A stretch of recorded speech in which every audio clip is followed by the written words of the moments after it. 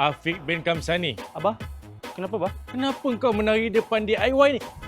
Nasib baik kau elak. Ini kan trend Merdeka untuk TikTok. Barulah kita boleh naik views. Afiq, zaman bapak sambut merdeka ni cara lain, Fik. Kenapa kau lain? Habis tu cara macam mana bah? Macam ni. Aduh. Oh. Bagus anak bapa.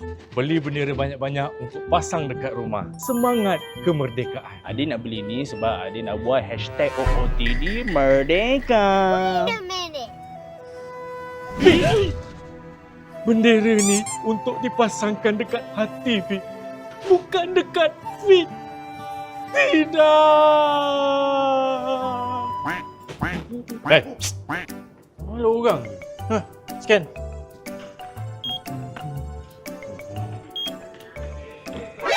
Nani? Abah.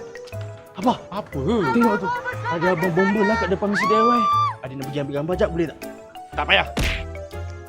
Tapi abah bukan selalu. Tak payah. Scan ni.